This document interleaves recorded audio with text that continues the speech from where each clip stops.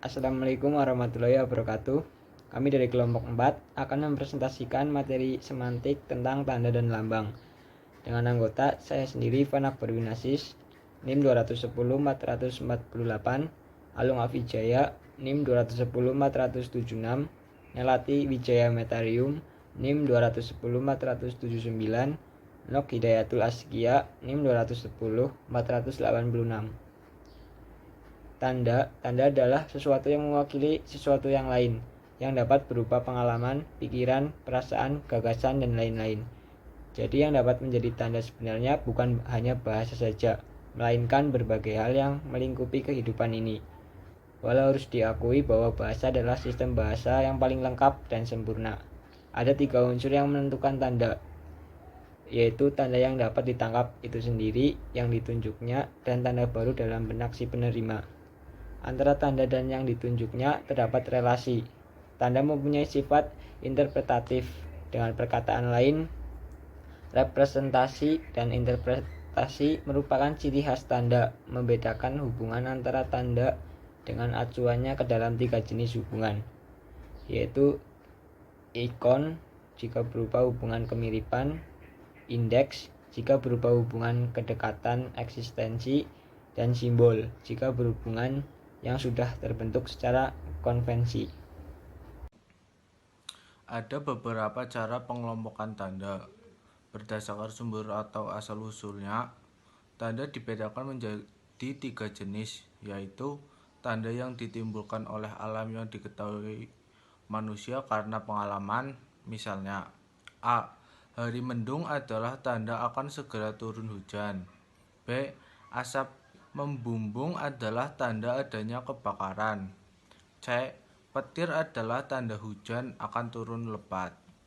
Tanda yang ditimbulkan oleh binatang yang diketahui manusia dari suara binatang tersebut. Misalnya, A. Anjing menggonggong adalah tanda orang yang masuk halaman rumah. B. Ayam berkokok adalah tanda hari mulai pagi. C. Tanda yang ditimbulkan oleh manusia. Tanda yang ditimbulkan oleh manusia dibedakan menjadi 2 jenis, yaitu bersifat verbal dan bersifat non-verbal.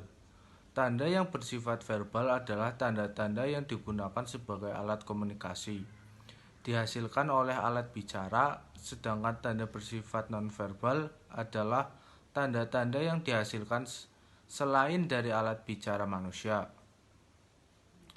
Berikut contoh tanda. Selanjutnya adalah tanda. Tanda yang ditimbulkan oleh manusia bersifat 2 jenis. 1. Bersifat verbal, dan yang kedua adalah bersifat non-verbal. Tanda verbal adalah tanda yang digunakan sebagai alat komunikasi yang dihasilkan oleh alat berbicara, dan tanda yang bersifat non-verbal adalah tanda yang dihasilkan bukan dari alat bicara manusia. Berikut contoh-contoh tanda nonverbal yang dihasilkan dari manusia, atau biasa disebut dengan body gesture atau gerakan dari manusia, atau dengan istilah bahasa adalah isyarat. Contoh yang pertama adalah acungan jempol sebagai tanda setuju atau iya. Yang kedua, anggukan kepala sebagai pernyataan iya. Yang ketiga, gelengan kepala sebagai tanda tidak atau bukan. Yang selanjutnya adalah contoh tanda verbal. Contoh tanda verbal yang pertama, siulan sebagai tanda gembira. Yang kedua, jeritan sebagai tanda sakit atau dalam bahaya dan meminta pertolongan. Yang terakhir, patuk kecil dengan pertanda ingin berkenalan. Tanda berbeda dengan simbol atau lambang. Perbedaannya terletak pada kenyataan. Tanda memiliki hubungan langsung dengan kenyataan, sedangkan simbol atau lambang tidak memiliki hubungan langsung dengan kenyataan. Misalnya, papan yang berbentuk bulat, bercat putih, dan di tengahnya terdapat lintangan berwarna merah yang dipasang di sebuah sudut jalan adalah tanda yang bermaksud bahwa jalan itu tidak boleh dilalui kendaraan. Selanjutnya ada lambang. Lambang atau simbol. Lambang memiliki pengertian sebagai sesuatu seperti tanda atau lukisan, tulisan, perkataan yang menyatakan suatu hal yang mengandung suatu makna tertentu. Hair mengemukakan bahwa lambang sebenarnya juga adalah tanda. Hanya bedanya lambang tidak memberi tanda secara langsung, melainkan melalui sesuatu yang lain. Misalnya warna merah pada bendera Sang Merah Putih merupakan lambang keberanian, dan warna putih merupakan lambang kesucian. Gambar padi dan kapas pada burung Garuda Pancasila melambangkan keadilan sosial bagi seluruh rakyat Indonesia. Kemudian, lambang atau simbol merupakan tanda yang bersifat konvensional yang dihasilkan manusia melalui alat ucapnya.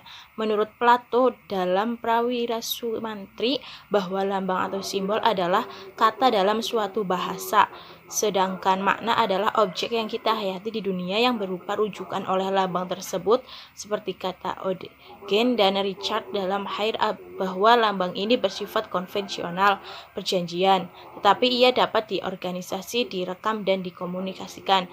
Bunyi-bunyi bahasa atau satuan bahasa sebenarnya termasuk lambang sebab sifatnya konvensional.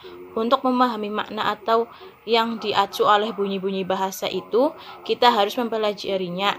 Tanpa mempelajarinya, orang Inggris tidak akan tahu bahwa dalam bahasa Indonesia adalah table dalam bahasanya. Sekian dari kelompok kami. Terima kasih. Wassalamualaikum warahmatullahi wabarakatuh.